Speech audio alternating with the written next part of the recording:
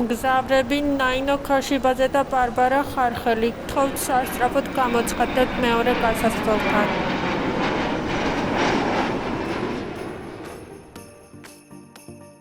მე ნაინო ვარ თბილისიდან. მე ბარბარა პარიზიდან. ჩვენ უკვე 2 წლეულია საუკეთესო მეგობრები ვართ. ამ პოდკასტში ყოველ კვირა ვშელობთ ცხოვრებაზე, ვუზიარებთ ერთმანეთს სიახლეებს და ვცდილობთ გადავრჩეთ. ძალიან უცნაური არის, რამდენი ხანია ეს არ გვიქნია და აღარ ვიცი როგორ ვაკეთებთ ხოლმე საერთოდ ამას და რა ხდება. პოდკასტი რა არის? რა არის პოდკასტი? ერთი მინდა გითხრათ, რომ კამერა შევიძინე და არ ვიცი. მაგრამ ინტერნეტი ისევ ცუდი გაქვს. ასე რომ ვერ ხედავთ სხვაობას. ხო და არ ვიცი რა შედეგს გამოიტანს, მაგრამ იმედია რომ ეს ინვესტიცია ტყუილი არ იყო და გამოდგება. ასევე დღეს არ მაქვს ლამაზი საყურეები, იმიტომ რომ თმა მქონდა ცუდად და გადავწყვიტე რომ დიდი ყურსასმენები გავაკეთებ და თან ეს დიდი ყურსასმენები რომ მეკეთე რაღაცა უფრო პროფესიონალური პოდკასტერის ვიძევა რა. და ამიტომ ყურადღების გადასატანად ჩემი საყვარელი კოსტუმი ჩავეცვი, რომელსაც კატები ახატე. ამიტომ რაღაცა იმას მაგონებს დივანს. ხო. იმიტომ რომ ეგეთ ნაჭერია კი. დივანის გადასაფარებელი ნაჭერი. ხო და რაღაცა ისე გონია რომ გასაუბრებაზე ვარ მოსული.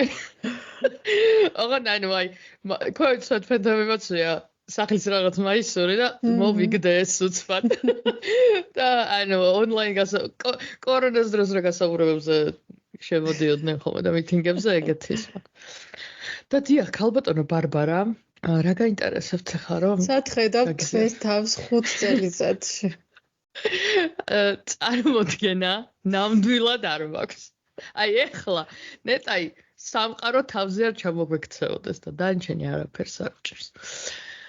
ხო და დიდი ხანი არ გვიქნია ეს ყველაფერი, ერთმანეთთან დიდი ხანი არ გვისაუბრია.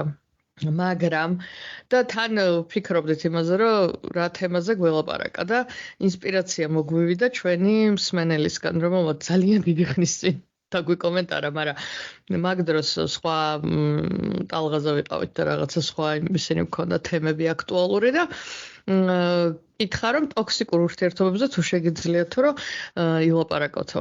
და ამ პოდკასტის წერისას გამახსენდა, იმიტომ რომ იმდენი ცუდი რაღაცები ხდება, რომ ყველაფერზე შეიძლება ჩაწერა, მაგრამ თან ძირთად მაინც ცუდი წონის.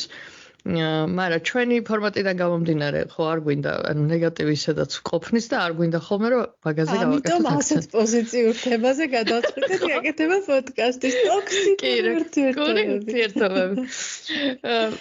და მანდაც სხვათა შორის აღმოვაჩინე მაინც მიმდინარე მოვლენებთან კავშირი და ამას გაგიზიარე. ხო, არც კი ვიცი საიდან დავიწყო, იმიტომ რომ უნდა შევახსენოთ და მე მგონი არც უკვირს ჩვენ მსმენელებს რომ საერთოდ არ ვართ credible რომ ამ თემაზე რაღაცა ისე ვილაპარაკოთ გარდა ჩვენი გამოცდილებისა. ამიტომ უბრალოდ რაღაც ნაწილი პატარა research-ი იქნება რაღაცები, რაც მოვიძიე ინტერნეტში და პარალელები გავავლე ჩემ თავთან.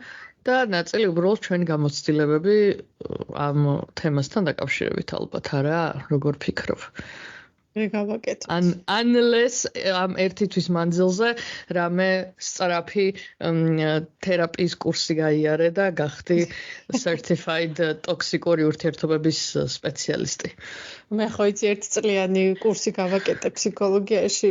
ვიცი რამდენი 20 წლის რო ვიყავი, ასე რომ მაქვს სერტიფიკატი კლინიკურ ფსიქოლოგიაში 1 წელი.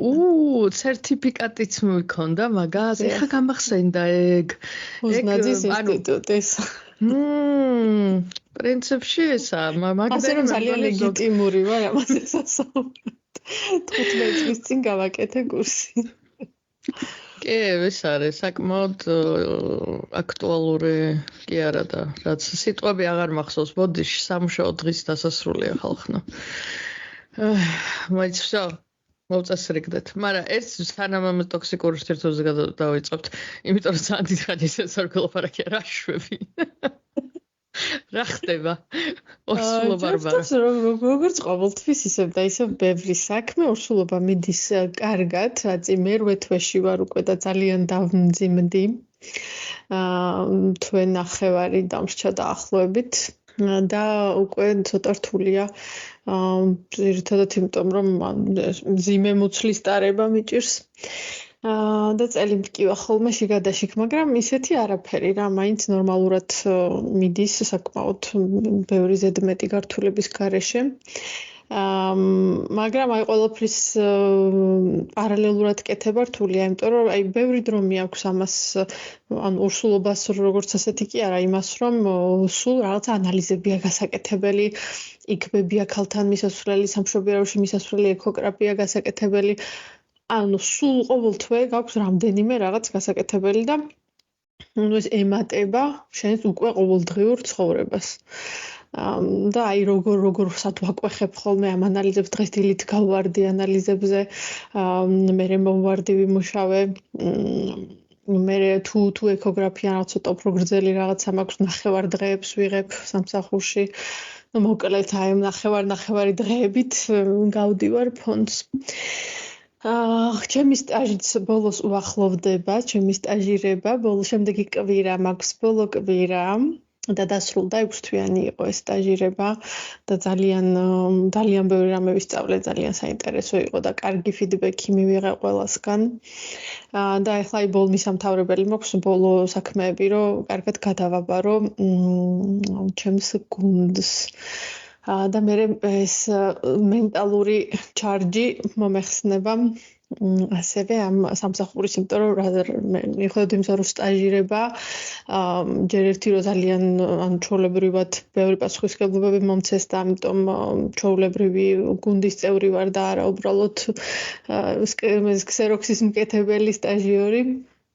და მე და ხო არა ჩვეულებრივად როგორც ისინი მუშაობენ, ისე მუშაობ, ჩემი საქმეები მაქვს, ჩემი პასუხისმგებლობები და ანუ მეც ისე ვუდგები პასუხისმგებლობით, რომ ანუ როგორც ჩვეულებრივი სამსახური, ისე იყო ჩემთვის ეს 6 თვე და ამიტომ უფრო მსუბუქი არ იყო მენტალურად ჩემთვის რახან სტაჟირება ერქვა. თან ვცდილობ რომ ვისწავლო მაქსიმალურად რაც შემიძლია.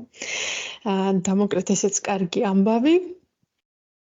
თინა კარგად არის. უკვე იმაშობა რა ქვია ცოტა შფოთავს ბავშვის მეორე ბავშვის მოვლენაზე, იმიტომ რომ ბავშვებისთვის ხო ეს დროის აღქმა არ არსებობს და ანუ ვერ ხვდება რამდენ ხანში უნდა მოხდეს ეს, ანუ ხვალ თუ რა როდის.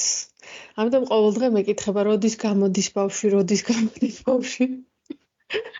ცოტა შფოთავს მაგაზე რომ ვერ ხვდება როდის უნდა მოხდეს ეს, იმიტომ რომ თან დიდი ხანი გავიდა უკვე წარმოგე მე 8 თვეში ვარ და ამდენი ხანია ელოდება ამ ბავშვს.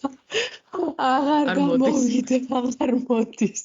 მისთვის ალბათ ძალიან გაიწელა დრო და მოკლედ გრძნობ რომ შფოთავს და ცოტა მაგის გამო ხედავ რომ ცოტა რაღაცები ცუდად მოქცევები მოუხშირა და თან ცდილობს რომ ანუ რეგრესიასავით აქვთ ხოლმე მაგ დროს რა ბავშვებს, ანუ ცდილობენ რომ ვითომ ძალიან პატარები არიან. აი შენი ლეკვები რომ ძალიან მალე გაიზარდნენ და რომ ეგონათ რომ ჯერ კიდე პატარები იყვნენ, ხო იცი, იმიტომ რომ ტვინით პატარები არიან. აი ზუსტად მაგას მაგონებს ხოლმე ხა, იმიტომ რომ აი რაღაცა ისეთ ადგილას მოუნდება დაჯდომა, ან ხელში აყვანა, როცა უკვე 18 კილოა, ან რაღაცა აი კალთაში ისე ჩაგიჯდეს, რომ ეგონია რომ კიდე პატარაა და ნუ პატარაა რა თქმა უნდა, მაგრამ უკვე დიდია. ეგეთი რაღაცების ხელში დასარწევად უკვე ძალიან დიდია, 18 კილოს მე ვეღარ ვწევ და რაღაცები ესეთები უნდა ხოლმე და ახოთ იმედია კარგად ჩაივლის ტრანზიცია, იმიტომ რომ მგონია რომ ძალიან რთული იქნება როგორც ალბათ ყველა პირველი ბავშვისთვის ძალიან რთული იყო მეორე ბავშვის მოვლენა, იმიტომ რომ უცბად მთელი ყურადღება 120% აქვს ჩვენი ყურადღების მართლა გადაყოლილი ვართ თინაზე და უცბად ვიღაცა სხვა მოვა სახლში ვიცით ეგ დრო რომ მოვა შენი მოვლენების ისტორია თან ასაკითაც მე მგონი თინაზე ცოტა დიდი იყო, ხო? და უფრო მეტი რაღაცა შეიძლება ახსოვდეს. კი, საინტერესო, როგორ მე ესე მითხრა თავის დროზე, რომ ძალიან ელოდებოდა ამ დღეებს ითვლი და ეს დღეების დაცვა ძალიან კარგი იდეა არის. ვფიქრობ, რომ გავაკეთო მეც კალენდარი, რომ რაღაც აღქმა მქონდეს და გადახაზოს ხოლმე ყოველ დღე, რომ მიხვდეს, რომ აი ხვალ არ არის, ანუ კიდე ბევრი აქვს გადახასა ხაზი, იმიტომ რომ სხვანაირად დროის აღქმა არ აქვს და მაგას გავაკეთებ ალბათ, რომ ცოტა რაღაცის ქონდეს და მიასლოებითი წარმოდგენა. ხო და როგორც ჩანს ძალიან მელოდებოდა დოდი, მაგრამ მე უკვე აღარ ვიცი ეჭვიანობის ამბავი როგორ წავიდა. მაგრამ ალბათ ეჭვიანობდა, მე არ ვიცი არც ერთი ბავშვი, ვინც არ ეჭვიანობს მეორე უცბად ახალ ბავშვს და აუ მაგაზე თანამშრომელმა მითხრა, რომ ანუ წარმოიდგინდაო ეხლა შენ მაქმარმა რომ ვიღაცა სხვა ქალი მოგიყვადოს სახლშიო და გითხრას რომ აბა ახლა უნდა გავიყოთ ყველაფერი. ანუ ხო დაახლოებით იგივე ვარიანტია. ანუ ყველაფერი მისთვის იყო და უცბად ვიღაცა მოგყავს სახლში და ეხლა ყველაფერი ნახევარზეა. ხო და მოკლედ მივხვდი რომ რთული იქნება მოკლედ. არ ვნახოთ. მაგრამ ის აქ რაღაც აღქმა რომ დიდი დაიქნება? კი, მაგას ელოდება, მაგრამ აი რას უნდა ელოდეს, არ იცის მე მგონი და ეგ ცოტა სტრესავს რა. ანუ მგონია რომ ის დაელაპარაკება. მე ვეუბნები რომ არ ელაპარაკეთ, დიდი ხანი ვერ ელაპარაკებს. ანუ რომ ვერ ეთამაშება რეალურად, მაგის აღქმა აქვს თუ არა, არ ვიცი. თან უყვარს ძალიან ბავშვები, ანუ უნდა რომ მაქსიმალურად მომეხმაროს რაღაცები, საჭმელი მისცეს რაღაც, მაგრამ საჭმელსაც ძალიან დიდი ხანი ვერ მისცემს, სანამ ძუძუზე იქნება ბავშვი. ხო და მე მგონია რომ ცოტა ის ექნება, იმედგაცრუება ექნება, რომ ვერც ეთამაშება, ვერც დაელაპარაკება, ვერც აჭმევს, ვერც გამოცვლებს, ვერაფერს ვერ გაუკეთებს ბავშვი. და ყურადღებას მაინც წაართმევს.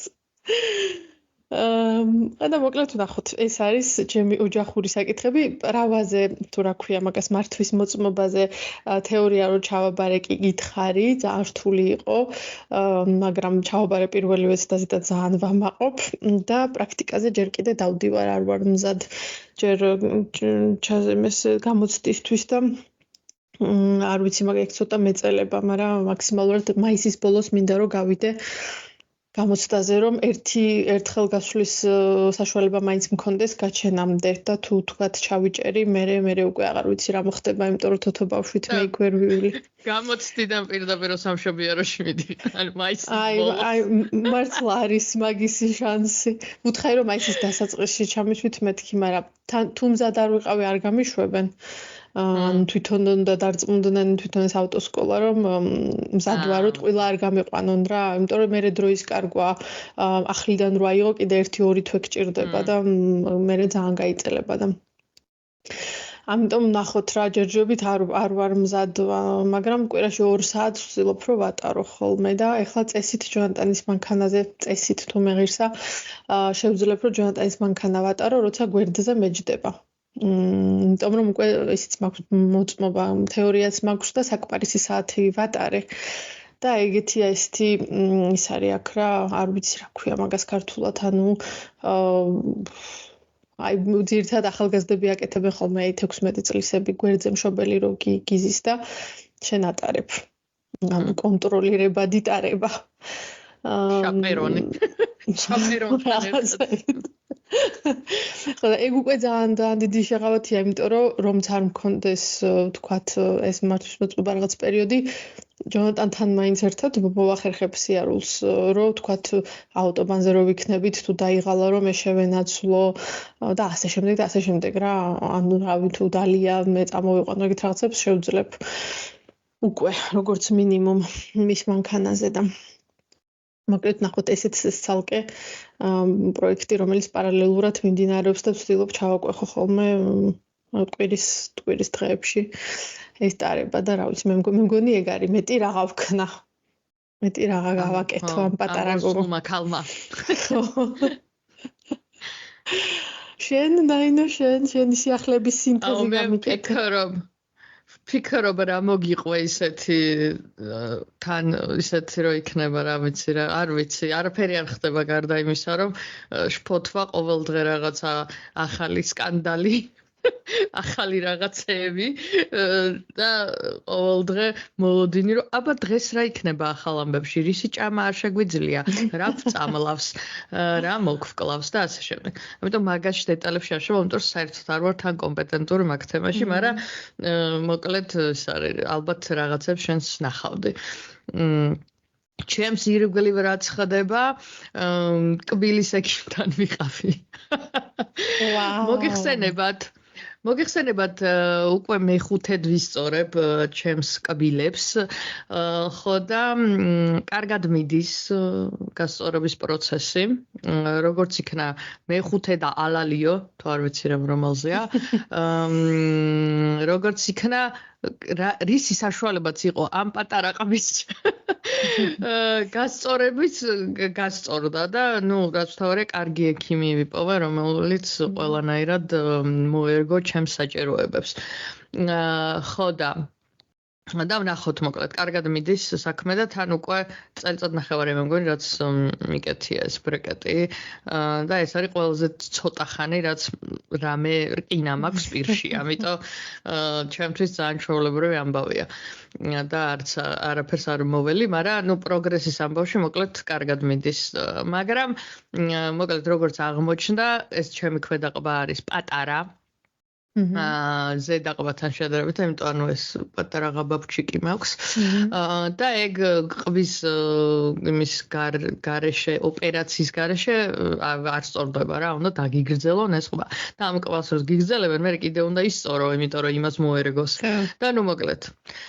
ხო და ნელ-ნელა მაგაზე რო წავიდა ლაპარაკი, იმიტომ რომ უკვე ეს გასწორების თემები რაღაც სხვა ეტაპზე რო გადავიდა, ამ ყბის თემაზე რო წამოვიდა საუბარი, ეს მოკლედ რო გამაცნო იქ რაღაცა თან ვიდეოები და ფოტოები მაჩვენა ჩემნაირი პაციენტების და მანდ მივხვდი რომ მე მგონი აღარა ვარ მზად მეტი ამ თავგადასავლისთვის და სადღაც წერტილი უნდა დავსვა ჩემ ყბაზე, იმიტომ რომ ჯერ ფინანსურად ძალიან ძვირია და რეაბილიტაცია არის ურთულესი და ესე მითხრა რომ ვინც გაიკეთაო ეგ ოპერაციაო ერთ თვეშიო რო ეკითხებიანო ყველა იძახის რომ არ გავიკეთებდიო 6 თვეში რო ეკითხებიანო იძახიანო რომ აი არ ვიცი ვეჭვობ რო გავიკეთებდი და 1 წლის მერე რო კითხავ მერე იტყვე რომ კი ანუ ტრამვა და მაგაზე გამახსენდა რომ მეთქი მშობიარობასავით არის თქო რომ დრონო ანუ ტრამვა რო გაივლის მერე იმას რა ქვია მერე ვიწყდება ალბათ ის ტანჯვა რაც გამოიარა. ხო და მოკლედ არ ვიცი ეს არის საკმაოდ ის ყოფილა აქტუალური პრობლემა, იმიტომ რომ თან მომიყვა რომ თინეიჯერი პაციენტი ყავს ახლა მოკლედ ჩემს კბილებში რაც ხდება არის ის რომ ამ წინა კბილებზე იმიტომ რომ ძალიან დიდხანს ხშირად მეკეთა ეს ბრეკეტები და რაღაცები არ განუვითარდა ფესვი და თან იმის ბრალია რომ ეს ზედაყბა გამოწეული რომ აქ იქ ედება ერთმანეთს ეს ქვედაყბები და უშლის ხელს რომ განვითარდეს ამ ზედაყბის ძვალი კი არა ფესვი. ხო და ესეთ პაციენტებში მოკლედ ხშირი ყოფილა ეს პრობლემა და ეხლა მყავს პაციენტი რომელიც თინეიჯერია და მე ანუ 20 რამდენის ვარ 16-ის და რაღაცამდენი წელია რაც ეს პრობლემა მაქვს და იმ საწყალბავშვს თინეიჯერობისას უკვე აქვს ეს პრობლემა რა ფესვების. მე არ ვიცი შეიძლება მეც რო შემოწმული ალბათ შენც გქონდა თინეიჯერობა. ალბათ მეც იგივე მქონდა.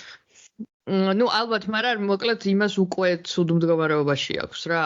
ანუ ჩემთან მე მგონი მეტი დრო დაჭირდა რომ აქ ცუდ მდგომარეობამდე მისულიყო, იმიტომ რომ მანამდე კიდე ნაკლებად მაწუხებდა ეგ ისინი. ну მოკლედ რაც არის.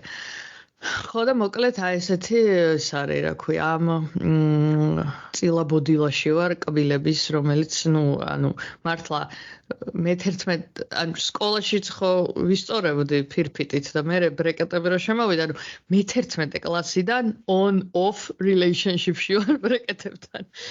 ხო და მე რაღაცა დედაჩოს ველაპარაკებოდი და აი ხა ისაა რა ქვია რომ მასიზა მოიხსნიო რაღაცა უკვე კარგად მოვლაც გაგიადვილდებაო რაღაცა მაგრამ შენ იმდიღანიო გიკეთია ალბათო მაგის გარეშე მეთქი კი მართლა ძალიან უჩვეულო ან ჩვენთვის უჩვეულოა როცა არ მიკეთია ბრეკეტები და რაღაცები არ მიჭერს და მკაჩავს და იმაშვება. ხოლმე მოკლედ ეს არის მიხედეთ თქვენს თანკბილოებს მნიშვნელოვანი არის და რაც თავარია კარგ ექიმს და რამდენიმე სპეციალისტს გაესაუბრეთ და ისეთთან მიდით რომელსაც ენდობით და შეხედავთ რომ პროფესიულად მიუდგება და ასევე რეკომენდაცია შემიძლია გავუწიოთ ჩემ ექიმს თუ რამეა მოგწერეთ და გაგიზიარებთ კონტაქტს და გამოცდილეთ ცალკე ყოფის რომ ჩავწერო ეპიზოდ ნაინოს კბილები ჩვენ ცხვირი ხო იყო ყველაფერი მოშლილი რომ და ნაინოს ისე მე რაღაც წელი შემოწუხეს ნაინოს წელი ხო და მოკლედ აი ამ ამბებში ვარ და ვნახოთ რაც თავარია ღამე კოშმარები აღარ მესიზრება რომ კბილები მძვრება ანუ ხო იცი ჩემი ის რო იყო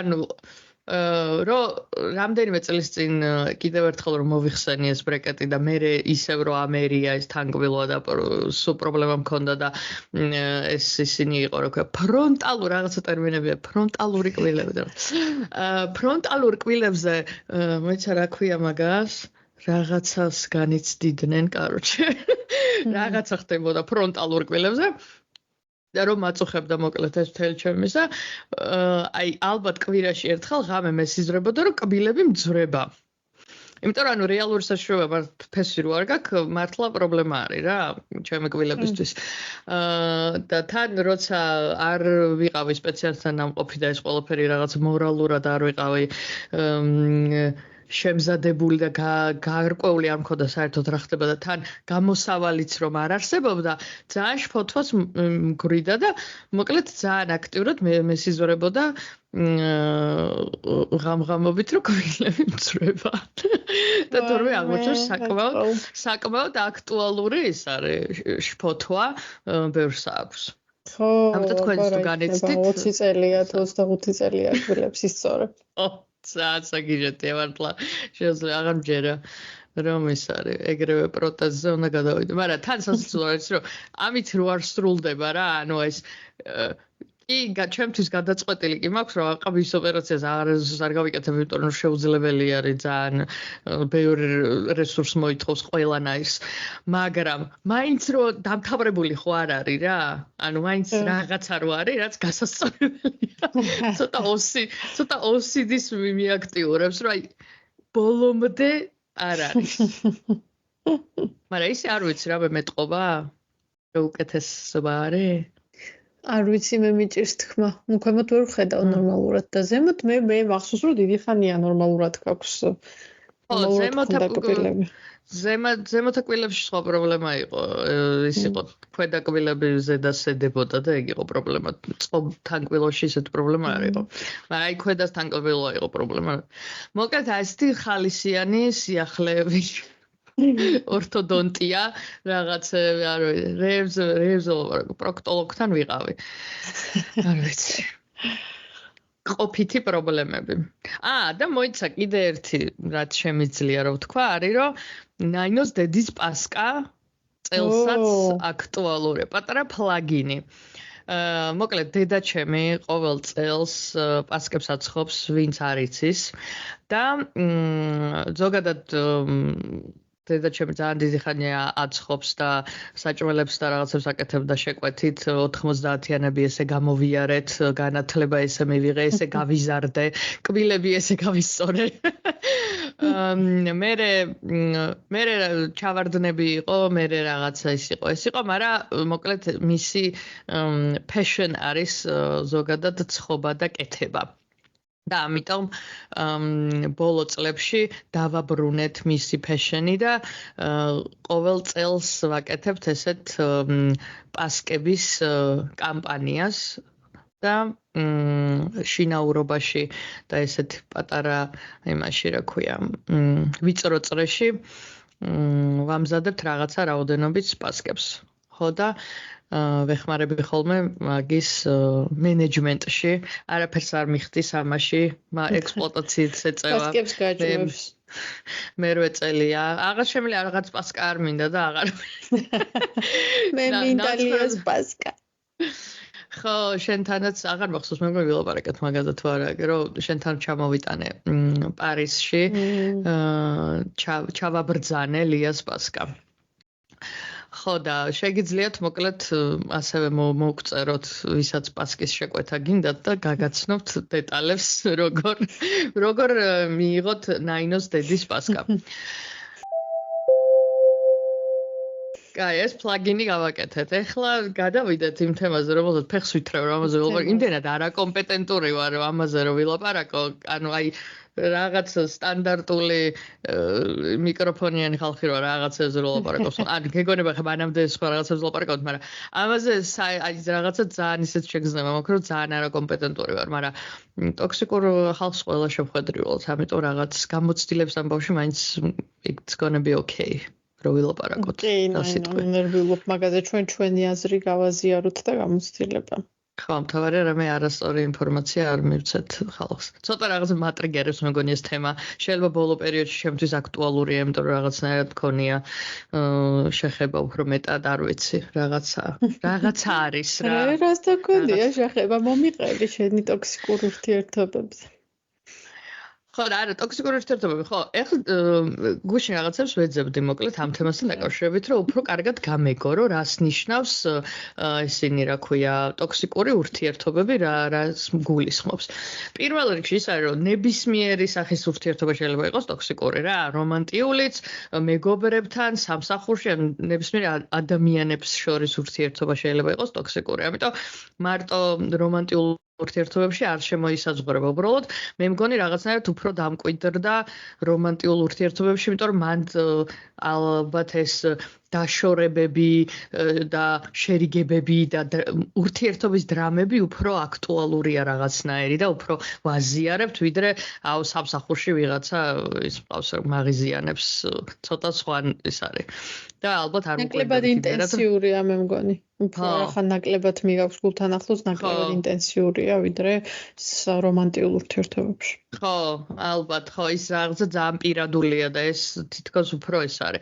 მაგრამ მე მგონი რომ ძალიან მნიშვნელოვანია სამსახურშიც მაგაზე ყურადღების გამახვილება, იმიტომ რომ ძალიან ბევრ დროს ვატარებთ ზოგადად გინდა ოფისშიც თუ არა თანამშრომლებთან ურთიერთობაში ყოველ კვირა 5 დღე 8 საათი ურთიერთობთ ხალხთან და თუ მანდაც არის რაღაცა გარემო რომელიც არ გაგზავნებს თავს კარგად ეგეც პრობლემა არის რა და უფრო მეტად დავუფიქრდი ამ თემაზე რომ ფიქრობდი კვირის განმავლობაში რა შემეძლო რომ გამეზიარებინა ჩემი გამოცდილებიდან მივხვდი რომ ეგ ანუ იქიდან გამომდინარე რომ ეხა ტოქსიკურ ურთიერთობებშიც ისე არ ყოფილ ვარ ესე და თან რომანტიულ ტოქსიკურ ურთიერთობებში და მით უმეტეს ბოლო ხანებში განსაკუთრებით რაც გავიზარდე უფრო მეტად ამიტომ უფრო მაკეთკენ დავიწყე ფიქრი და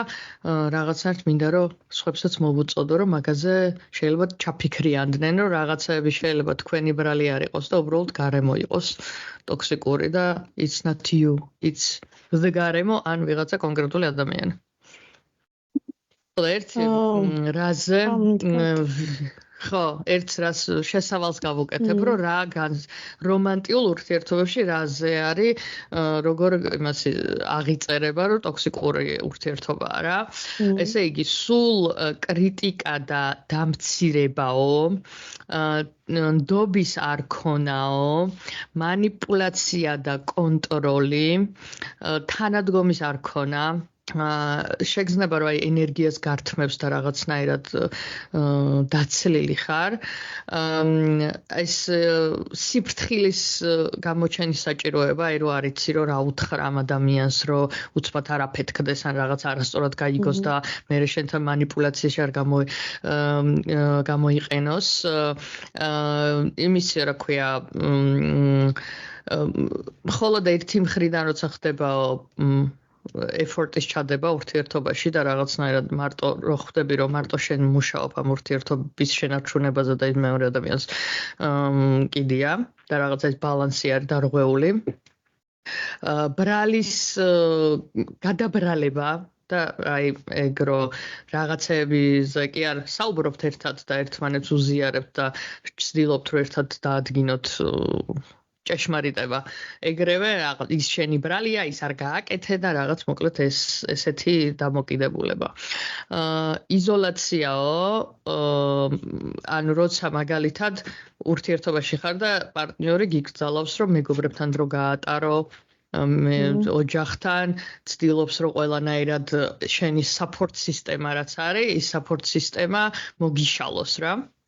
და წენის გამეორებული pattern-ებია, ანუ ერთი და იგივე რაღაცა რომ მეორდება სულ, რაც იმას შვება, რა ქვია, გწენს და არ იცვლება იმ ადამიანის დამოკიდებულება, რომ ერთხელ რომ გაწყენინა და უთხრა რომ ეს მეწყინა, კიდე ერთხელ რომ იმეორებს და არ ითვალისწინებს შენს იმას. რავი, ყივილს რა. ესეთი იყო მოკლედ რომანტიულ ურთიერთობებში ტოქსიკურობის აღწერა. მე მგონია რომ ალბათ ეხა ეს ყველა 10 პუნქტია და 10 პუნქტი არ უნდა იყოს როზე აკმაყოფილებს, ან ნებისმიერი და ჩემ წარმოდგენაში რაღაცნაირად ისე არის რომ ნებისმიერი ურთიერთობა რომელშიც კომფორტულად არ ხარ და შენი თავი არ ხარ, ჩემთვის განისაზღვრება როგორც ტოქსიკური რა. კი, მეც მაგას ვფიქრობდი რომ ანუ ურთიერთობა რომელიც მავნებელია შენთვის ყველა ვარიანტში ტოქსიკურია ეგ ჩემთვის რა. თუ თავს სუდად გრძნობ ურთიერთობაში. ხო.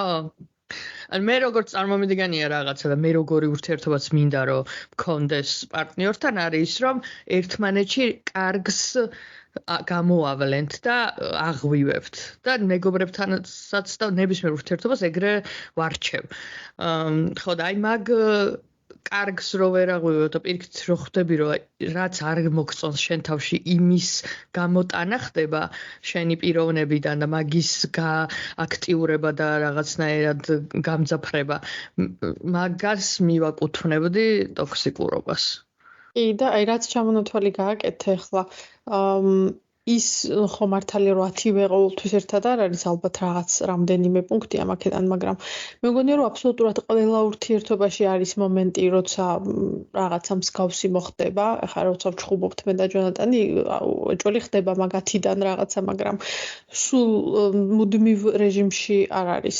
შეიძლება რაღაცა წელიწადში 2-ჯერ და 3-ჯერ მოხდეს და როცა მუდმივ რეჟიმშია, მე მგონი ეგ ხდის ტოქსიკურს უფრო ურთიერთობას, თორე აბა სხვანაირად ხა იდეალური ურთიერთობა რო არ დროს არაფერი არ მოხდეს, ხო არ არსებობს და ამიტომ ჩხუბის პერიოდებით კი არ უნდა განსაზღვროთ ჩვეულებრივი ცხოვრების პერიოდი თავად. ხო, ანუ ეს მაინდა-მაინც, იმიტომ რომ შეიძლება, ხო, აი ხა რო თქვი, მან დამაფიქრა, რომ ანუ შეიძლება მაგალითად კი არ აგიკრძალო მეგობრებთან სიარული, მაგრამ თავი, ანუ რაღაცა თავი მოვიავადმყოფო, რაღაცა მოვიმიზეზო, რომ შენ ნაკლებად ყურადღებას გადაქონდეს ვიღაცაზე და მე ჩემზე იყო კონცენტრირებული და ეგეთ ხო და ეგეთ ანუ მანიპულაციაც ერთ-ერთი სტრეიტია და ტოქსიკურობაში გამოვლინდება რა საბოლოოდ მოკლედ გეცლება ეს support სისტემა და მანდ იმაშვები რა ქვია ეგრე გამოდიხარ და მაგაზე გამახსენდა ერთი სერიალი რომელსაც უყურებდი და იქ იყო ძალიან კარგი მაგალითი Bad Sisters ქვია Apple-ის სერიალი არის 4 თუ 5 არიან. მე მგონი 4 არის, 4 დაზე. და იქ აქვს ერთ-ერთ დას ძალიან ესეთი ტოქსიკური ქმარი ყავს, რომელიც უკრძალავს ამ დებთან ურთიერთობას რა და ძალიან ახლოს იყვნენ ერთმანეთთან და ზუსტად ეხა ეგ გამახსენდა ვინმე თუ უყურებდით, ისეთია. გასართობიც არის, ცხოვრებისეულიც არის, კარგი სერიალია მოკლედ. მე ხა გამახსენდა ჩემ ურთიერთობებზე ვფიქრობ ახლა რა ტოქსიკური ურთიერთობები მქონია და რაღაც დონეზე მე მგონია რომ ბევრი ურთიერთობა იყო ტოქსიკური. მაგრამ ერთი იყო განსაკუთრებულად ტოქსიკური ჩემთვის, იმიტომ რომ ოღონდ პარტნიორი კი არ იყო ტოქსიკური, მე გავხდი ტოქსიკური მასთან მიმართებაში და აი მართლა აი რა ადამიანიც გავხდი მასთან და როგორც ვიქცეოდი, აი ახლა რო ვიხსენებ ძალიან მრცხვენია და არ ვიცი მართლა რაღაცა ტრანსფორმაცია განვიცადე და ეხლა წეღან რომ ამბობდი რომ აი ცუდი ნაწილი ამოაქვსო შენშიო ტოქსიკურ ურთიერთობებსო ზუსტად ეგ იყო ანუ აი ის ნაწილი რაც ყველაზე მეტად არ მომწონს რაც ეს კონტროლ ფრიკობის თუ რაღაცის და შფოთვის სულ ეგ წამოვიდა და ყველაფერში ეს კონტროლი და манипуляция და ასე შემდეგ ხო და არ ვიცი ოღონ რატომ მოხდა ეს არ მგონია რომ მაინც და მაინც იმ ადამიანის ბრალი იყო რომ რამეს კი არ აშავებდა მაინც და მაინც არც არაფერს არ აშავებდა აი რეალურად რო დავფიქრდე არაფერ უბრალოდ რაღაც ყურადღების ნაკლებობას გრძნობდი და მაგისგან წამოვიდა ძალიან ბევრი ნეგატიური ემოცია მაგრამ რა ჩემი თავი დავიტრიალე ამ ყველაფერზე რა და არ ვიცი როგორ მოხდა უბრალოდ მე მგონი არის რაღაც პერსონალიტის მეჩები ან არა მეჩები რომელიც ცუდად მიუხედავად იმისა რომ პარტნიორი არაფერს ცუდ შეიძლება არ აკეთებს უბრალოდ ეგეთ ტიპის ადამიანთან შენ ცუდი ნაწილი გამოგდის და სხვადასხვა ტემპერამენტი გაქვს ხო აი უფრო ტემპერამენტის ამბავი იყო მე მგონი და არავის ბრალიც შეიძლება არ იყოს რა ყოველთვის რაღაც ისე არის რომ ვცდილობ რომ ცუდი ტიპი ვიპოვოთ ხოლმე რა და ძირითადად ვცდილობთ რომ ძირითადად კაცია ხოლმე ტიპი რომელიც რაღაცებს ტოქსიკურ ტრეიტებს ავლენს მაგრამ ხანდახან არც არავინ არ არის უბრალოდ არ არის ორი ადამიანი ერთმანეთისთვის არ ხარ შექმნილი ზუსტად ეგრეა ხო და მაგან დამაფიქრა მაგის მეტი ეგეთი ურთიერთობებში ტოქსიკური გრძელვადიანად ტოქსიკური არაფერი არ მახსენდება მგონია რომ აი მაქსიმალურად ვისხლიტავ ყველაფერ ტოქსიკურ ურთიერთობას განსაკუთრებით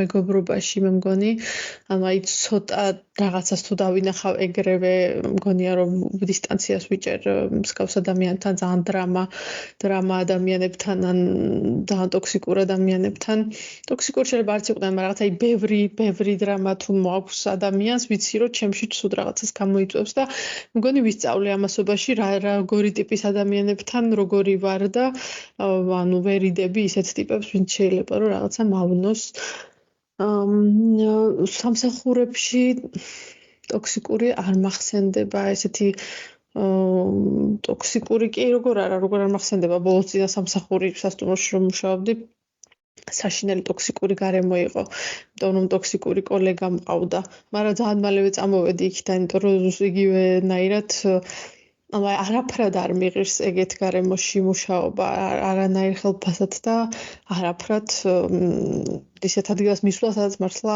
აი გეზიზღება მისვლა იმიტომ რომ იცი რომ იქ რაღაცა ცხვირჩამოშვებულები დაგხვდებიან და ყველანაირად შეეცდებიან რომ ყველაფერი შენ დაგაბრალონ რაც რამე მოხდა კომპანიაში და ასე შემდეგ ასე რომ მაგასაც მაქსიმალურად ვერიდები, მაგრამ ძირითადად ყველა სამსახურში საკმაოდ ნორმალური სიტუაცია მხდება ხოლმე.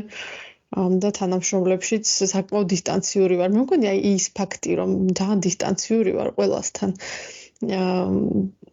მაშორებს მაგ ტოქსიკური ურთიერთობების დრამას. იმიტომ რომ ეს ბარიერი ყოველთვის არსებობს და მგონია რომ საკმაოდ რთულია ჩემთან მაგ ბარიერის გადალახვა და მიცავს ეს ბარიერი ტოქსიკურობისგან. ხო, ეხლა აი მაგაზე ვფიქრობდი მე, რომ ხო, შენ უფრო გააქვს ეგ ბარიერი. მე ძალიან ბოლო წლებში განსაკუთრებით მივხვდი, რომ ძალიან ემპათიური ადამიანი ვარ.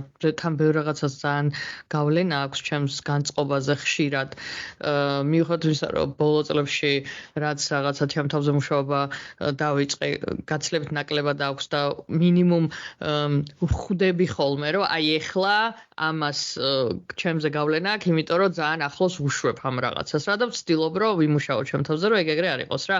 უკვე აი ეგ მომწონს ზოგადად თერაპიის, რომ იძენ იმ სკილებს და რაღაცა თულებს, რითიც იდენტიფიცირება შეგიძლია უკვე იმ პრობლემების, რაც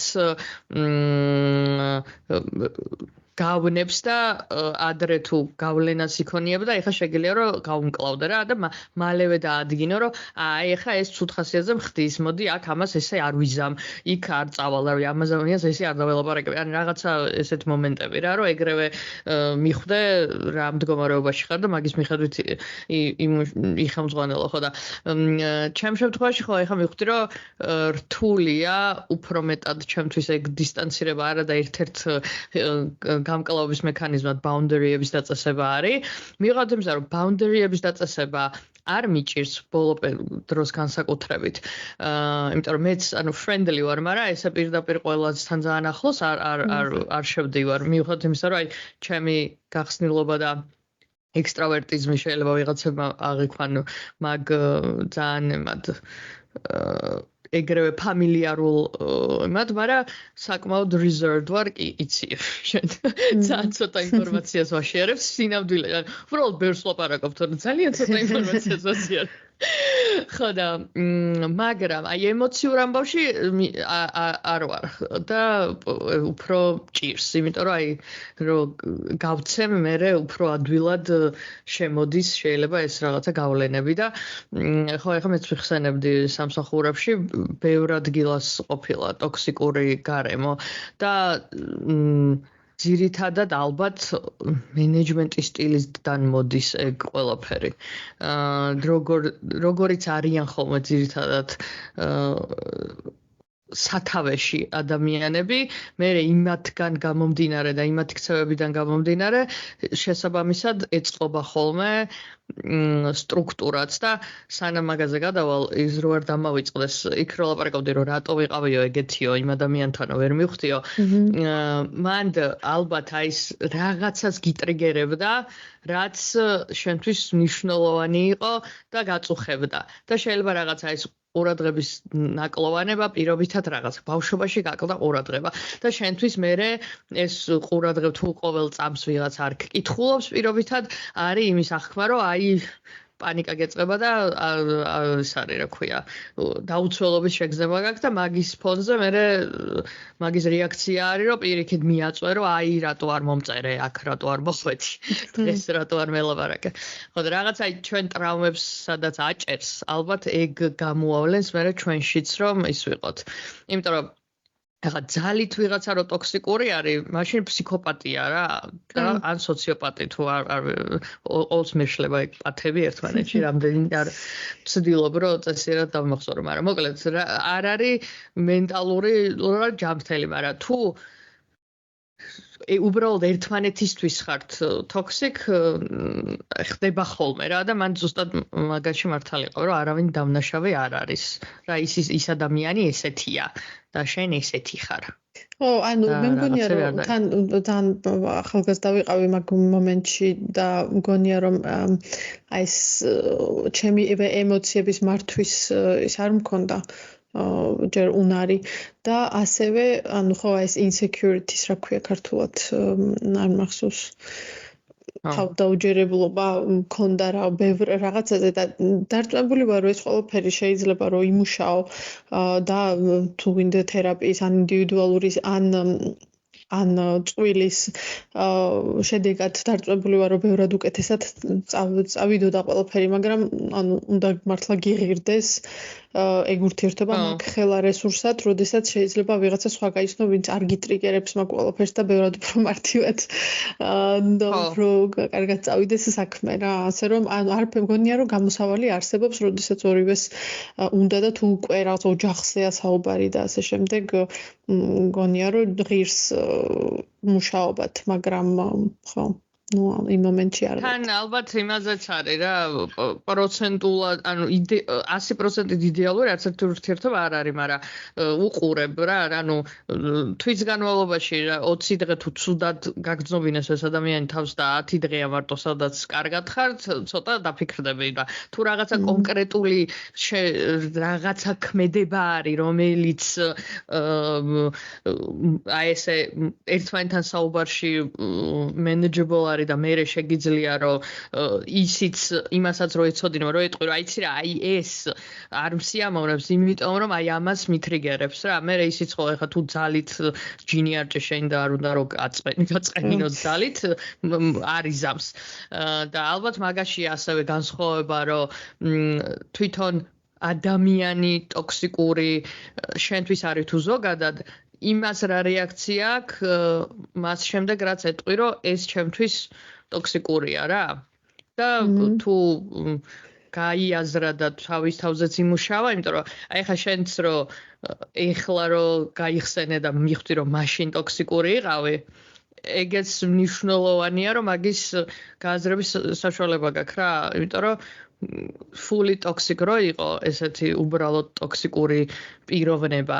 არ მგონია რომ ეგ self awareness-ი გქონდეს რომ აუ ეხა იმას რაღაცა ვაწყენინე ან ტოქსიკ ვიყავი ან რაღაცა სულ ყველაფერში მართალი იმნები სულ. ალბათ რაღაცა სხვა იმებთანაც იკვეთება რა იქ რაღაცა ნარცისიზმთან და რაღაცებთან. ხო და სამსახურის თემას რო დავუბრუნდეთ, ეგ გამახსენდა საიდან იცი რომ მოგეთ ორჯერ დაიმთხვა ისე რომ ერთი და იგივე ფლობელის კომპანიაში დავიწყე მუშაობა. ოღონდ ანუ რამდენიმე წლით ადრე ამ კომპანიიდან წამოვედი, მე ამ ადამიანს მაგააკეთა სხვა კომპანია, როცა დავიწყე იქ დავა იმასკენი რა ქვია, apply იმ პოზიციაზე არ ვიცოდი რომ ამ ადამიანის შექმნილი კომპანია იყო, იმიტომ სხვაებთან მქონდა კონტაქტი და უკვე ის შეთანხმებული ვიყავით და უკვე რომ უნდა დამეწყო მუშაობა, მე აღმოვაჩინე რომ ეს იყო ესა რა ქვია და აი მანდ მივხვდი რომ დიდხანს ვერ განცლებდა ჩემი მუშაობა, იმიტომ რომ იმ წინა კომპანიაში ზუსტად როგორი გარემოც იყო, იგივენაირ გარემოს ქმნიდა აქ რაღაცა ფეივორიტიზმი, ვიღაცების ნდობა, ვიღაცების არ ნდობა, ფიდბექის არანაირ ფიდბექის არ ქონა, სადაც მაგალითად შეეძლოთ რომ ვიღაცა უბრალოდ სამსახურიდან გაეთავისუფლებინათ, იმიტომ რომ არ მოეწონათ რაღაც და ის კი არ იყო რომ მე რაღაც პატივს გცემ, უბრალოდ რაღაცები არ დაემთხვა ჩვენი ხედვები, მოდი ვისაუბროთ ამის შესახებ და იქნებ ანუ და ესე გამოიცვალა 5 CEO კომპანია, როგორ შეიძლება წლის განმავლობაში 5 ადამიანი გაუშვა და 5 სხვადასხვანაირი გამოცდილების და ბექგრაუნდის ადამიანი არ იყოს შესაბამისი რა და მარკეტინგი გამოიცვალა 4ჯერ და ხო არ ადეკვატურია ხა წლის განმავლობაში ეგეთი ესე იგი გარემოში არის პრობლემა. ხო და აი ეგეთ რაღაცებს რომ ვაფიქსირებდი, რა თქმა უნდა, არ იყო ის გარემო ჯანსაღი და მაგის მერე სხვა შორის უფრო აქტიურად დამჭირდა თერაპია. კიდევ უფრო მეტად ჩააჭან. მანამდე თუ ისე ვიყავი რომ აი რომ ფიქრობ რომ კარგი იქნებოდა ალბათ და რაღაც 1-2 რომ მოვსიჯე, მახსოვს რომ მაგ სამსახურის მერე აი აქტიურად დავიწყე ძებნა რომ მეთქი აი რაღაც რეაბილიტაცია მჭირდებოდა რა ჩემი თავისაც. ხო და ალბათ ის არის მნიშვნელოვანია რომ ეგეთ მომენტებში ჩვენ თავს არ დავაბრალოთ რაღაცები, რომ აი მე არ ვარ საკმარისად კარგი, მე არ ვაკეთებ რაღაცას, არ ვიცი, ან რაღაცა ხო შეიძლება შეიძლება მე ვერ ვეწყობი, ყველა ოკეი არის ამასთან, მაგრამ ამ დროს მე ვერ ვეწყობი და ჩემშია პრობლემა. და ალბათ მაგ დროს არ ვიცი რა შველის რომ ლაპარაკი ამაზე. და თქმა რომ და სხვაებიც რომ დაინახავენ რომ იგივე ერთ ნავში ხართ და მე მშველის ხოლმე რა ან რაღაცაზე რომ დავეჭუდები რომ ეს მარტო მე მჭირს თუ სხვაებიც იგივეს ფიქრობენ ცდილობ ეს შევაპარებ ხოლმე რა ჯერ ანუ ეგრევე ჭორობას ხო ვერ დავიწყებ თან თუ ის რაღაც ახლობელი არ მაგრამ შეიძლება რომ შეაპარო ერთ-ერთი სიტყვა რაღაც ჩააგდო და გაიგო იმ ადამიანის დამოკიდებულებაც რომ ეგრე ფიქრობს თუ არა რომ პარანოიაში არ გადაგივიდეს რომ ანუ სხვა ვერავინ ვერ ამჩევს და მარტო მე მგონია რომ ეს პრობლემა არის. ხო, მართალი ხარ. საინტერესოა ის კომპანიებში ტოქსიკურ გარემოზე რომ ხშირად მფლობელისგან ან CEO-სგან მოდის ხოლმე კულტურულად მოყვება კომპანიას. ეხლა რა კომპანიაში მუშაობ მე მგონი რაც რამე კომპანიაში მიმუშავია და საკმაოდ ბევრში მიმუშავია ან სთან მიმუშავია ყველაზე ნაკლებად ტოქსიკური კომპანია რაც რამე მინახავს მაგრამ აი არ ვიცი მართლა ეგეთი კარგი ფასეულობების ყველაფერი არის ძალიან გამჭვირვალე ყველა ერთმანეთს ფიდბექს აძლევს რაღაცა ეს ფიდბექის კულტურა არ ვიცი ყველა კარგი კეთილია ერთმანეთის მიმართ არაფერი ნეგატიური არ ხდება კომპანიაში მაგრამ მაინც არის უკმაყოფილო ხალხი. ხო, რა თქმა უნდა. არა, თან იცი რა არის? აი, ზოგადად, მოკლედ, რაც არ უნდა ყველაფერი დაალაგებული და ის იყოს და გარემო თვითონ და შეიძლება მენეჯმენტის არ იყოს, რაც უფრო იზრდება ხალხის რაოდენობა, იმდენი, ან ოჯახში შეიძლება 4 ადამიანი რო ხარ და 5 და მეტი ვერ 4 კი არა, 2 მეტად და ჩემი ვერ ფხვდებით. ხო და მით უმეტეს კომპანიაში თან რაღაცა მულტიკულტურული როცა არის, იმდენი რაღაცეები შემოდის მერე ფაქტორებად, რომ შეუძლებელია რომ ყველა ანუ რაღაცა ძალიან ბეიზიკები უნდა ფასეულობები ქონდეს, ახლა რა თქმა უნდა, მაგრამ მაინც შეიძლება რომ ეგ ტოქსიკური გარემო შეიქმნას, იმიტომ რომ უბრალოდ ძალიან მრავალფეროვანი ხალხია და ყველა სხვადასხვა რაღაცა ვიღაცას ხუმრობა ესმის სხვადასხვა ვიღაცას ენის ბარიერი აქვს და კარგად ის ენა არ ესმის რომელზეც ელაპარაკები ახლა ბეიზიკი შეიძლება იცოდეს, მაგრამ ხუმრობა ვერ გაიგოს პირობითად ან რაღაცა ვერ გაიგოს ან მოკლედ ძალიან ბევრი რაღაცეებია და მაგიტომ აი რაც უფრო დიდი არის კომპანია უფრო რთულია და მაგას ვეძახმო კორპორატიულ Game of Thrones და აი ეს რომ ვის ევასება ვისთან აქ რაღაცა პრობლემა ვის წართვა პოზიცია ეგეთ შეიძლება არ ხდებოდეს მაგრამ რაღაცა მაგალითად რავი პროექტი გინდოდეს და იმან აიღო აი და იმხელა ანუ ნახევარი საქმე კორპორატიულ ცხოვრებაში მუშაობისა არის მაგ Game of Thrones-ში გარკვევა და შენი სწორად არ ვიცი ხარის არჩევაც კი არა ნავიგირება სწორად მანდ რომ ხო აი პოლიტიკა კიდევ კომპანიებში არის ეგ. ეხლა სადაც არის მაინც ცოტა უფრო სტარტაპი აღარ არის, მაგრამ სტარტაპის სულისკვეთება და მაგიტომ ანუ ვერ ვხედავ მაგ პოლიტიკას, მაგრამ მგონია რომ მალე და იქნება პოლიტიკებიც, იმიტომ რომ რაღაცა სერვისები ერთმანეთს ხელს უშლის და ერთი ინტერესები რეალურად როგორ არ აქვს კომპანიის ინტერესი, მაგრამ მაინც კონფლიქტში შედის ინტერესები. არა, კი, ხო ეს კომპანიის ინტერესი შეიძლება ცალკე იყოს, მაგრამ აი, ხო ეხა შეიძლება ის უბრალოდ რაღაცა კლიენტის ვერ გაყოფა იყოს რა, გუნდებს შორის. ანუ ბევრი რაღაცეებია, მოკლედ რაც ის არის. ხო, და იცი რა ერთი რაც მე ფიქრება ხოლმე სულ რომ მე ანუ თავიდან სანამ ახალად ვერ ვიწყებ გარკვევას და რაღაცა უფრო სხვა ნაკლებად აი ფუცუ დამანგრიე რა ბოდიში ჩემი ბავშვები ან მაინც მე მგონი უნდა თავი პოდკასტს გავუკეთო იმიტომ რომ მიკროფონს არ შორდება ხო და თავიდან ის არის საინტერესოა ხოლმე რა რაღაცა ერკვევი ამ სტრუქტურაში ერკვევი ხალხში რაღაცა და მე მგონი რაც უფრო შენც მაგის ნაწილი ხდები უფრო stressful არის თუ ხო და ნეტა ვინმე სიამოვნებს მაგ Game of Thrones-ში ნავიგირება ანუ ხანდახან ძალიან ფანია ალბათ აზარტულია ხო მაგრამ აი exhausting-ი არ არის კი მაგრამ მე მგონია რომ ზოგისთვის ძალიან სტიმულირებაა და exciting და რაღაცას მატებს პეწს. ხო, შეიძლება რომ რაღაცა ეს არის.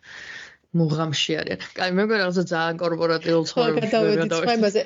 მე იმაზე მინდა ახლა რომ განვავრცო რო თქვი რომ ოჯახშიც კი ვიჭირსო გადაწყვეტილებების მიღებაო და აი ოჯახებში ხედავ ხშირად ტოქსიკურ ურთიერთობებს მგონი, იმიტომ რომ ანუ მეგობარი ისეთი რაღაცაა რომ შეგიძლია რომ ნუ კაი ჩამოშორდები და მორჩა რა და ანუ ოჯახთან უფრო რთულია რა თქმა უნდა შეგიძლია ოჯახსაც ჩამოშორდე, მაგრამ მაინც უფრო ხშირად გიწევს მათთან ურთიერთობა და აი უფრო ჯანატანის ოჯახში ხედავ ხოლმე ხანდახან ამ ტოქსიკურ ურთიერთობებს, იმიტომ რომ ანუ საკმაოდ უჭირთ რა ერთმანეთთან დიდი ხანის გატარება ჩხუბის გარეშე, იმიტომ რომ ყველას ძალიან გამოკვეთილი პერსონალიტი და ხასიათი აქვს. და თან საკმაოდ ესეთი ანუ აგრესიულს არ ვიტყოდი, მაგრამ აი ყველას რაღაც უნდა რომ თავისი გაიტანოს, თავისი დაამტკიცოს და ასე შემდეგ. პლუს ამას ემატება რომ ანუ მამა ძალიან მკაცრი ყავდათ და ეს resentment-ი აქვს ბავშვებს ბავშვობიდან მოყოლებული რაღაცეებზე, რაც გადახარშული არ აქვთ მე მგონი და ამიტომ ძალიან მალე ბრაზდებიან მამამისზე, ნებისმიერ არც უნდა გააკეთოს. ის კაცი ისე დარჩა იგივე ძალიან ჯიუტი და ძალიან ხარაქტერიანი. თან ეხა ალბათ გაზრდილები რო არიან, ანუ ბავშვი რო ხარ ვერ იმაშობ და ეხა შენც რო დიდი ხარ შეგილია რომ შეეწინააღმდეგო და შანს არ უშვებენ ალბათ. კი, ანუ არაფერს არ უტარებენ და ნუ ჯამში ძალიან ხშირად არის კონფლიქტი რა. ანუ მე მგონი პირველად ვნახე ცხოვრებაში, იმიტომ რომ ჩვენ მე ოჯახთან ეგრე ახლოს არ ვარ, დედაჩემთან ახლოს ვარ, მაგრამ აი ეგეთი ოჯახური შეკრებები და რაღაცები ჩვენ არ გვაქვს ხოლმე და აქ ანუ აი თითქმის არ არსებობს სადმე წავიდეთ ერთად რომ რაღაცა პატარა ხიპიში არ მოხდეს. ხო და მით უმეტეს თუ დასასვენებლად ერთად მიდივართ და რამდენიმე დღის გატარება გვიწევს ერთად, იმიტომ რომ აი 2 დღის თავზე უკვე ყველა ადუღებულია რა. და ანუ ყველა პატარა რაღაცაზე ცეცხლი ინთება. ხო და რამდენჯერ ვიყავით უკვე ერთად წელიწადში მინიმუმ ერთხელ ორჯერ მივდივართ სადღაც ერთად და სულ არის ჩხუბი, მაგრამ მაინც წელიწადში ორჯერ ან სამჯერ მივდივართ ყველანი ერთად სადღაც და არ ვიცი რისი იმედით, რომ ამჯერად ყველაფერი კარგად ჩაივლის. რამდენჯერ მოხდა უკვე რომ ვიღაცები წავიდნენ საერთოდ, ანუ ვიღაცა ძალიან გაბრაზდა და წავიდა დაბრუნდა. ან ცუდი დრო გავატარეთ ჯამში, იმიტომ რომ ყველა ცხვირ ჩამოშვებული იყო, ერთმანეთს არავინ აღარ ელაპარაკებოდა. ანუ ეგ ჩემთვის არის ტოქსიკური, იმიტომ რომ შეიძლება გიყვარდეს ერთმანეთი და რაღაცა, მაგალითად ერთად რო დინერზე გავდივართ ან რაღაცა, მაგ დინერის განმავლობაში ყველას უხარია ერთად ყოფნა, მაგრამ აი იმის იქით უკვე რამდენიმე დღის გატარება რთულია ერთად და რატო ვერ გავიგეთ და რატო ვაკეთებთ მაინც ამას, ანუ რატო ყოველ წელს ისევ და ისევ რატო ვაკეთებთ და ვთანხმდებით ყველას რა. მე ვერ ვიტყვი, არა, იჩხუბებთ და ამიტომ არ წავიდეთ თქო, მე ვისაუარ პლუს ერთი ელემენტი ვარ, მაგრამ თვითონ რატო უხართ? ანუ როგორ უხარიათ? იცი ყოველდღე აუ რა მაგარია. წავდა გიგონება დავიწყდათ ყველაფერი რაც მანამდე მოხდა და vis იმასავით არის ოპერაციასა. ნამშობიართა. მართლა, ანუ და მე კიდე ძალიან ისე ვუყურებ ხოლმე დარწმუნებული ხარ რომ გინდა წასვლა, იმიტომ რომ უეჭველი ვინმე იჩხუბებს და უეჭველი ჩამწყვეტ ჩამოსვებულები იქნებიან და მე ანუ იცი რა მითხარე? ეს ანუ მერე რო იხსენებენ ამ კონფლიქტურ შეკრებებს, მაგედან კაი რაღაცები ამახსოვრდება თუ ცუდ რაღაცებზე იხსენებენ, რომ აი მაშინ არა, კარგი, არავინ მაგაზე არ გადაობს. ის არ არის, რომ უი რა მაგრა ვიჩხუბეთ წინაზე, არავინ არ ლაპარაკობს მაგ თემაზე. ხო და არ ვიცი, ჩემთვის ტოქსიკურია. ეს აქ შორიდან რო ვუყურებ, ტოქსიკური, ანუ არ გინდა რეალურად ერთად ყოფნა, მაგრამ თან გინდა ერთად ყოფნა, ანუ გინდა ერთად ყოფნა, მაგრამ თან ვერ იტან ერთმანეთს. და მე მაგან დავაფიქრა, რომ ჩვენ შვილების მიმართაც ეგრე ვართ რეალურად რა, ეხლა ცოტა უფრო ნაკლებად, მაგრამ აი თინა ხო ძალიან მიყვარს და ვგიჟდები და რო არ არის ჩემთან ვიდეოებს ჩავრთავ და ფოტოებს და რო არ არის თინა ჩვენთან სულ თინაზე ვლაპარაკობთ, რომ როგორია და ეს როგორ ქნა და ის როგორ ქნა. მოდის თუ არა სახლში 5 წუთში ნერვი აღარ მაქვს. ანუ არ მაქვს რა, ეს არ მყოფნის მოთმინება და ნერვები მძევარ სულ, იმიტომ რომ რაღაცა ისე არ გააკეთა, ის არ გააკეთა, ის გადააყირავა. ნუ ბავშვი რასაც აკეთებს რა, მაგრამ არ მაქვს მოთმინება ბევრი მისთვის. მაგრამ მე ვარ გამოავლინო, მაგრამ გძნობ რომ ღიზიანდები. კი, ამ ვცდილობ რომ არ გამოვავლინო, მაგრამ შიგნიდან ძალიან დუღს და ძალიან ფიტავს. ხო და მე ვფიქრობ ტოქსიკურ ადამიანს. ხო და არის ეს ტოქსიკური ურთიერთობა, იმიტომ რომ რეალურად ძალიან მიყვარს და როცა არ არის ჩემთან ძალიან მენატრება, მაგრამ არის თუ არა ჩემთან, ეგრევე დაძაბული ვარ და ყურაზე არ მგონი ბავშვის შემთხვევაში ნაკლები, იმიტომ რომ იმას არ აქვს self control-ი. ალბათ ბავშვის შემთხვევაში, აი თინეიჯერიც არა, მაგრამ რო გაიზრდება იმდენად რომ თვითკონტროლი და რაღაცებს გააზრების უნარი აქვს, რომ ანუ ესე რომ ვაკეთებ გწყინს, ანუ ეხა ის ხო ვერ ხდება რამე ცუდად თუ ვაკეთებ სპეციალურად არ აკეთებს რა. ხო და ალბათ ბავშვის შემთხვევაში არ არის ეგრე. და უბრალოდ თვითონ ბავშვი ვიცი რომ არ არის, ხო, მაგრამ ჩემი დამოკიდებულება მის მიმართ არის ტოქსიკური. არა, მგონია. მე მგონი რომ არა, უბრალოდ დაღლილი მშობელი ხარ. მშობლებო, ვინც მისმენთ, მითხარით რომ თქვენც ეგრე ხართ. კი, ანუ მე გეტყვი მათამაგიბრად. იმიტომ რომ ანუ ერთი თამთასთან ერთი ასვლა არის ხოლმე საკმარისი, რომ აი ესე ზის რომ აი სახეზე როგორ ისაა ხოლმე, რომ სადღაც სხვაგან არის და თავისთავად ახსენებს რომ უყვარს მისი ბავშვები და საყვარლები არიან, მაგრამ ნუ საგიჟეთია ხა რა თქმა უნდა, იმიტომ რომ რთული არის ორი ბავშვის ყოლა. და ესა. ხო და მე მე ორი დღის მერე წერს ხოლმე რომ იმ დღეს ძალიან ხوارგე მეთქი არა It's okay. მე რაღაცნაირად მე მგონია რომ ძაღლების ყოლის მერე გაცილებით ტოლერანტული გავხდი ბავშვების მიმართაც მათ შორის. იმიტომ რომ ზოგადად tolerance ამიმაღლდა რაღაცა ისეთების მიმართ, რასაც ჩემ კონტროლის ქვეშ არ არის რა.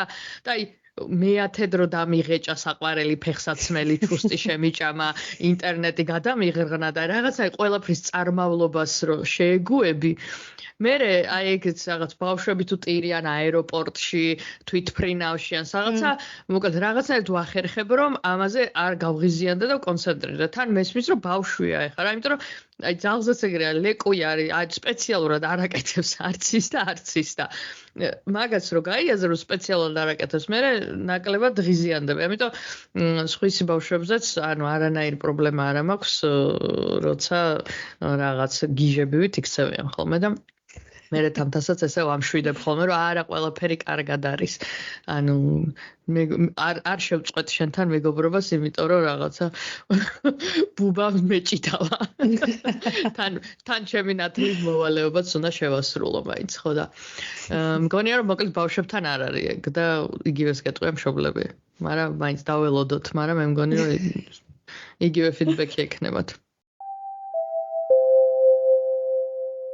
მოდი დავეშვიდობთ ჩვენს მსმენელებს მადლობა რომ გვისმენთ გამოგვიწერეთ დაგვეკომენტარეთ ხოლმე შეგიძლიათ მოგწეროთ პირდაპირ Facebook-ზე, Instagram-ზე კიდევ საათრეულიათ რომ მოგწეროთ YouTube-ზე, TikTok-იც გვაქვს, მაგრამ უბრალოდ ვეღარ ვპოსტავთ ფიზიკურად, მაგრამ შეგიძლიათ იქაც მოგწეროთ. ოდესმე ვნახავ. ნაინო ნახავს. და გამოიწერეთ, თუ არ გაქვთ გამოწერილი და ურჩიეთ თქვენს მეგობრებს თუ მოგწონთ ჩვენი პოდკასტი. კი ბატონო. და აუდიო კომენტარიც შეგიძლიათ რომ გამოგვიგზავნოთ ხოლმე, ვურთავთ ყოველ მას რა ქვია ეპიზოდს მცირე აუდიო კომენტარი 1 წუთამდე ნებისმიერ წინა ეპიზოდთან დაკავშირებით შეგიძლიათ რომ გამოგვიგზავნოთ. თუ სადმე რამის გაზიარება გინდოდა. აგერ პიკომ გაგვიზიარა და მე პოდკასტშიც მოვიწვი. არა ერთმანეთთან არ იყო კავშირი, მაგრამ მაინც იქნებ დაგამოტივიროთ. და ისიც შეგიძლიათ დაგვისაჯესტოთ რაღაც თემები, რაზეც გინდათ რომ ვისაუბროთ. როცა შევძლებთ რომ საკმარისად მოვემზადოთ და რაღაც საინტერესო გქონდეს გასაზიარებელი. კი ბატონო. ოღონდ რამე ისე ძალიან სერიოზულს არ ვკითხოთ, არ ვიცი. კვანტურ ფიზიკაზე გთხოვთ არ ვკითხოთ, იმიტომ რომ არ ვარ მზად მაგ ხელა რისერჩის ჩასატარებლად. მადლობა. მადლობა, კარგად.